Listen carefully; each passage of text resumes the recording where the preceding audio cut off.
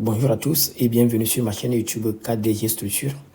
Aujourd'hui, nous allons utiliser la méthode des forces pour résoudre ce système. Ici, le système que nous voyons ici, c'est une poutre sur trois appuis avec deux forces ponctuelles sur la première travée.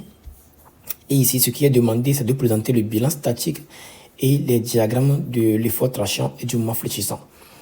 Et voilà, comme nous voulons utiliser la méthode des forces, alors il est conseillé de faire un choix judicieux des systèmes ISO et des systèmes associés qu'on va utiliser, puisque la méthode des forces, c'est une extension de la méthode de Pasternak. En fait, la méthode de Pasternak, la formule, c'est, par exemple, si je veux calculer le déplacement à ce point A, je peux dire que déplacement au point A est égal à la somme des intégrales sur la structure de moment ISO fois un moment que va créer une charge ponctuelle que je vais appliquer au point A sur E, I, D, S, DX. Voilà. Donc, c'est ça la formule. La formule, c'est ça. Une fois, si je prends ce système, j'ai le système ISO. Si j'ai ce système ISO ou bien ce système déjà qui existe, voilà, je peux calculer le moment dans ce système et appliquer une force à cet endroit et calculer aussi le moment et faire l'intégration des deux, de ça, sur la structure DX, sur la structure divisée par EI, la somme. Donc, je vais avoir le déplacement au point A. Donc, c'est un peu ça, la formule que nous allons utiliser. Et voilà, donc je disais tantôt que pour utiliser cette méthode, il faut évidemment faire un choix judicieux des systèmes ISO et des systèmes associés. Du coup, vous allez comprendre que ici, là, il n'est pas question de... Voilà, en fait, c'est pas seulement un seul choix qui existe. Il n'y a pas de mauvais choix, en fait, voilà. Il n'y a pas de mauvais choix. Vous pouvez faire autant de choix que vous voulez. L'essentiel, c'est de trouver le résultat final qui va jamais être différent, peu importe le choix. Du coup, je vais vous présenter quelques séries de choix qu'on peut faire ici. Et à la suite, moi, je vais vous présenter le choix que moi j'ai fait pour pouvoir traiter cet exercice-là. Du coup, le premier choix qui peut venir en tête, c'est par exemple de supprimer, par exemple, cet appui-là ici. Si on supprime cet appui, vous comprenez que le système est ISO. Donc, ce système avec deux chargements là est ISO. Du coup, je peux dire mon premier choix. Le premier choix, c'est avoir un système comme ça. Comme ça, comme ça. Donc, ça, c'est le système ISO, système 0. Et comme système associé à ça, on peut avoir ce système. Donc, on reprend tout le système, on met la charge ici. Unité X est égale à 1. On met les autres. Voilà. Ça, c'est le système 1. Donc, je peux utiliser ces deux systèmes-là. Je peux utiliser ces deux systèmes pour résoudre ce problème. Maintenant, pour un deuxième choix, on peut imaginer, au lieu de supprimer cet appui, supprimer plutôt cet appui qui est là. Donc, vous allez comprendre que ça revient au pareil. Le système ISO va devenir tout cet ensemble-là sans cet appui. Et après, le système associé, on remet un effort unitaire là-bas. Et on calcule le déplacement. À ce point, on dit que ce déplacement est égal à 0.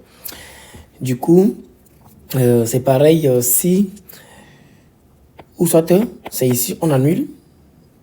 Ça, c'est quand on supprime les forces, c'est quand on veut mettre les forces. Ou, contrairement, bon, c'est quand plutôt, ça, c'est quand on veut utiliser les déplacements. On va dire que le déplacement à ce point est égal à 0, à ce point est égal à 0, à ce point est égal à 0. On peut aussi utiliser la rotation. Pour la rotation, tout ce qu'on sait, c'est que la rotation à ce point, si par exemple, ça fait ça et ça. Donc, la rotation à ce point, la rotation différentielle, à ce point, on est d'accord que c'est égal à 0. Donc, le même principe ici, la rotation à ce point est égal à 0. À ce point est égal à 0. Différentielle plutôt, hein, la rotation différentielle, bien sûr. À ce point est égal à 0. Du coup, on peut imaginer de mettre, au lieu de supprimer, de mettre des rotules pour calculer la rotation. Donc, je peux mettre rotule là, ou soit rotule là, ou soit rotule là. Donc, voilà, c'est vous qui vous faites un choix et vous assumez le choix.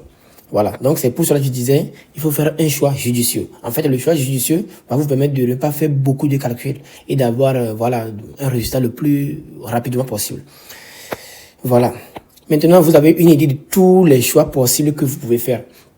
Maintenant, moi, pour résoudre ce système, moi, j'ai plutôt utilisé la méthode des rotations en calculant la rotation différentielle à ce point. Voilà, donc c'est ce que je vais vous présenter pour la suite. Voilà un peu le choix que moi, je disais tantôt que j'ai pris. En fait, moi, j'ai plutôt choisi de mettre une rotule ici pour calculer la déformation différentielle, la rotation plutôt différentielle à ce point-là. À ce point, si on fait comme ça, je vais avoir ça, je vais avoir ça. Du coup, effectivement, j'ai plutôt choisi de calculer la rotation différentielle à ce point. Du coup, j'ai mis une rotule là-bas. Et pour quand j'ai mis la rotule, dans ce cas, je vais avoir un système 0 qui est ça, et un système 1 qui est ça. Maintenant, pour mon système 0, bien évidemment, si on laisse une rotule à ce niveau, on est d'accord que le système n'est plus hyper, mais plutôt isostatique. Donc, si le système est isostatique, je peux aisément déterminer les réactions aux appuis. Ce que j'ai fait ici, j'ai premièrement pris la partie là, où j'ai fait le moment par rapport au point C. Donc, j'ai déterminé le RA, qui est égal à P sur 2. Après, j'ai pris l'ensemble du mois par rapport à ce point. J'ai déterminé RE, et ensuite, j'ai déterminé le RD. Donc, j'ai les rotations, j'ai les réactions pour ce système. Évidemment, j'ai pris aussi, même chose, pour le système ISO. Le système plutôt associé 1. Donc, j'ai repris tout le système là. J'ai enlevé tout le chargement et j'ai mis justement ce chargement ici. Et j'ai mis plutôt à ce niveau, le point C, les deux moments qui peuvent créer la rotation différentielle. Donc, quand on met la rotule, on remplace la rotule par deux moments, en fait, les moments unitaires. Si c'est un appui qu'on enlève, on remet une charge unitaire. Mais si c'est un moment qu'on annule, qu'on met, on remet deux moments unitaires. Donc, c'est ce que j'ai fait ici. J'ai remis les deux moments unitaires. Et pour ces deux moments aussi, j'ai calculé les réactions RA, RD et RE. Donc, pour le calcul de la réaction RA, donc, vous faites juste la somme de moments par rapport à ce point en isolant ça. Donc, ça fait que le moment à ce point est égal à 1. Du coup, la longueur a fait 2L. Donc, j'ai RA, j'ai RD et j'ai RE. J'ai essayé de détailler un peu ça ici. Si cela vous intéresse, donc vous pouvez mettre la vidéo en pause et analyser ce que j'ai fait ici. Et du coup, maintenant, une fois que j'ai mes systèmes ISO et mon système associé, je vais tracer le diagramme du système ISO là et du système associé. Donc, pour les diagrammes, c'est pareil. Hein? Le diagramme, c'est pareil dans le sens où, pour le système ISO, j'ai ici une réaction j'ai une réaction qui fait P sur 2. P sur 2 va faire P sur 2 fois L. Donc, j'ai ça. Après, je reviens à ça. Après, ici, ça fait 0 en fait. Donc, je reviens à ça, je reviens à ça. Et là, j'ai mon système, le moment du système ISO. Et maintenant, pour le moment du système associé, c'est la même chose. Je calcule le moment à ce point. Donc, ça fait 1. Le moment à ce point, ça fait 1 sur 2L fois 2L. Donc, ça fait 1, ce qui respecte vraiment le moment qui est là, qui tourne dans ce sens-là. Et qui vient jusque là. Donc, jusque là, on va avoir 3 sur 2L fois L. Donc, ça fait 3 sur 2. Donc, là, j'ai un truc comme ça. Du coup, c'est ce que vous pouvez voir à ce niveau-là. Maintenant, une fois qu'on a les deux moments tracés de tout mon système, le système ISO et le système associé 1, ici, dans ce cas, on s'est arrêté à un seul système associé parce que notre système est hyper de degré 1. Voilà. Donc, maintenant, une fois que j'ai ça, je passe directement au calcul de mon moment MD. Le moment MD est égal à moins delta, la déformation, delta 1, 0 sur delta 1, 1. Donc, delta 1, 0 est égal à A plus B plus C plus D. Donc, les A plus B plus D ici, c'est rien d'autre que, en fait, j'ai fait des intégrations ici. Comme je disais tantôt, c'est la somme des intégrations. Donc, j'ai fait ça. le moment là fois ce moment là intégré sur L, plus le moment fois ce moment intégré sur L, plus le moment fois ce moment intégré sur L, plus le moment fois ce moment intégré sur L. Donc c'est ça qui est A plus B plus C plus D jusqu'à D. Donc c'est la somme qui va me faire ici mon déplacement, mon delta 1, 0. Donc ici vous pouvez utiliser votre table du cercle de Moore, des intégrales de Moore plutôt. Du coup ici qu'est-ce que moi j'ai? J'ai pour cette partie qui est le petit a là. Donc ça fait rectangle, triangle plutôt, fois triangle. Donc le coefficient c'est 1 tiers, donc ça fait L sur 3EI fois le PL sur 2 fois 1 sur L fois 1 sur 2. Donc là j'ai le A qui fait PL carré sur 12EI. Même chose pour le B. Pour le B, comme moi je suis un peu paresseux, j'ai pas voulu retenir toutes les formules, mais tous les coefficients de la table des intégrales. Donc je connais déjà ça. Je sais que si j'ai un rectangle et un triangle, le coefficient c'est 1 demi. Donc ce que j'ai scindé, vous pouvez faire triangle, vous pouvez faire rectangle fois trapèze, hein, si vous êtes à l'aise avec ça.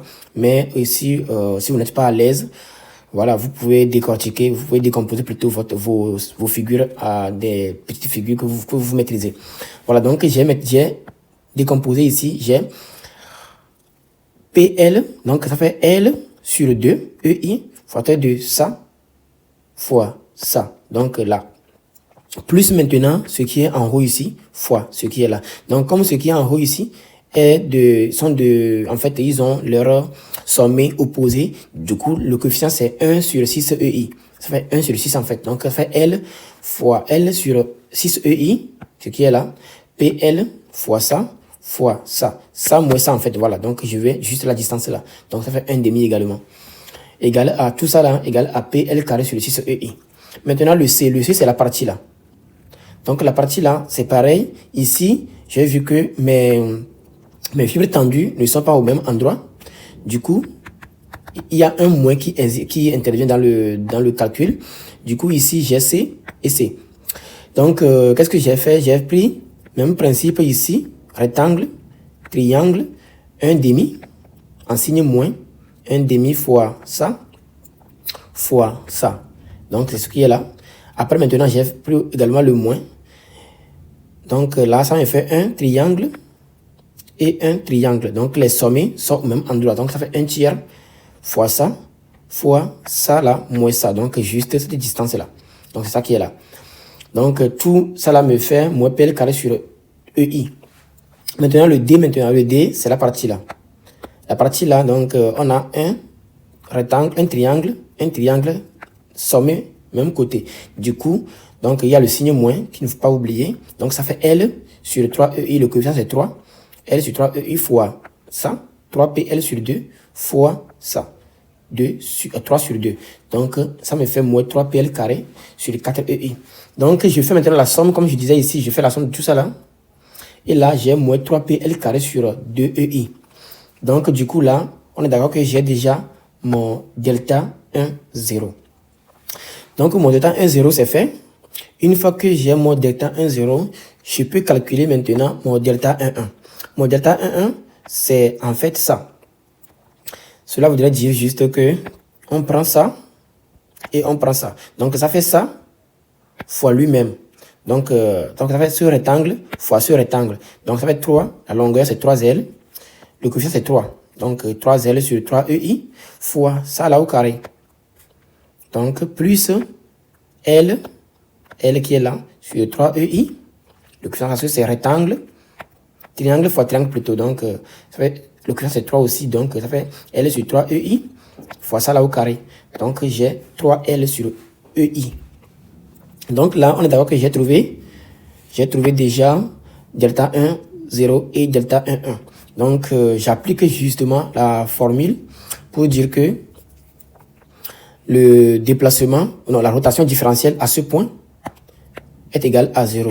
Ce qui voudrait dire que j'ai delta 1, 0 plus x qui est égal à m ici, delta 1, 1 est égal à 0. Donc, en tirant x qui est égal à m au point C, donc en tirant m égal à m au point C qui est égal à x ici, on est arrivé à ça. sommes arrivés à ça.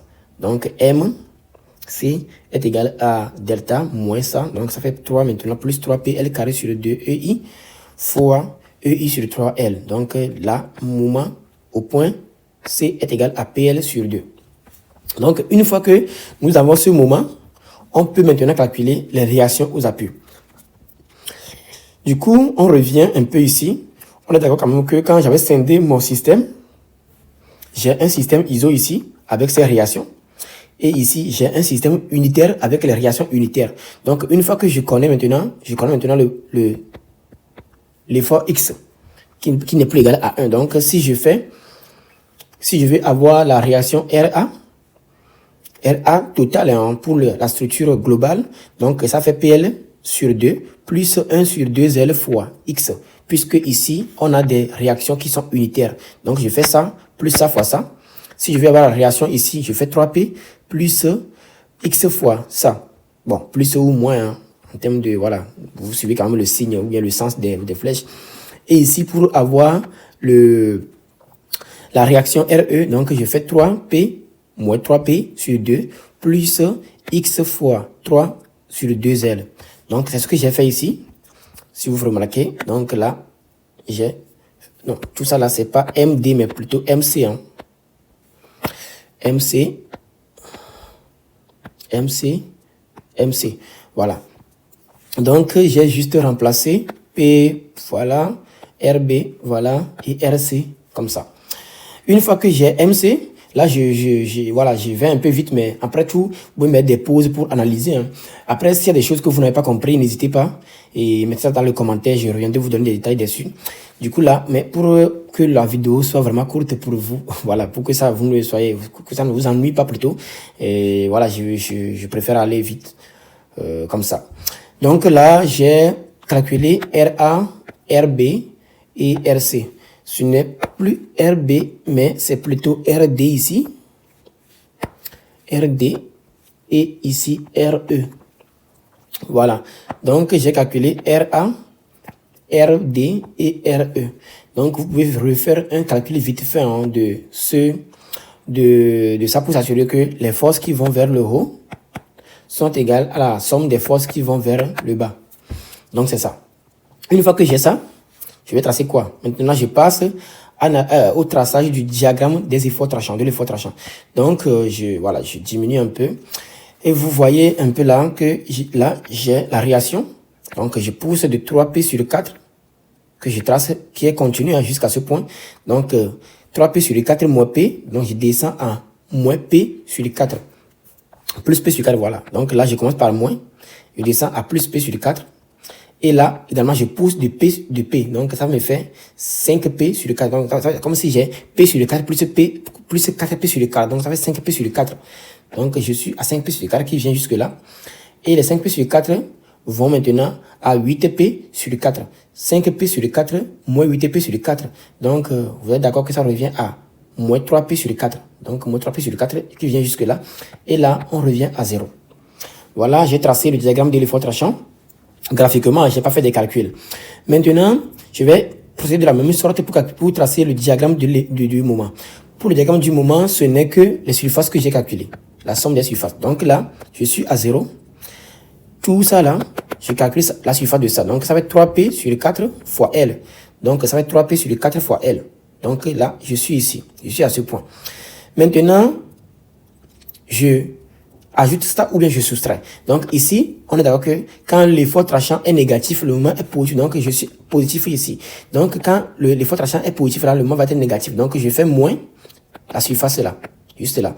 Donc ça fait 3PL sur 4 moins P sur 4 fois L. Donc là, je descends à 2PL sur 4 qui est là. Qui est égal encore à 2PL sur 4 qui est égal encore PL sur 2. Hein. Donc le PL sur 2, si vous voulez vérifier, c'est ici que je vais calculer le moment. Le moment c'est MC. Donc, vous pouvez revenir ici en faisant la somme. Parce que là, c'est le système ISO ici. Et là, c'est le système unitaire. Donc ici, je fais la somme de ce moment plus ce moment. Donc je fais 0 plus 1 demi. 1 demi ici, c'est X fois 1. Donc X, notre moment est égal à X est égal à PL sur 2. Donc si je prends 1 fois PL sur 2, donc j'ai PL sur 2. Donc ça fait encore 2 sur 4. Donc c'est ce que j'ai ici. Ça, Voilà, cela confirme que ce que j'ai calculé comme, ce que j'ai effectué comme calcul n'est pas vraiment faux. Du coup, là, c'est ça.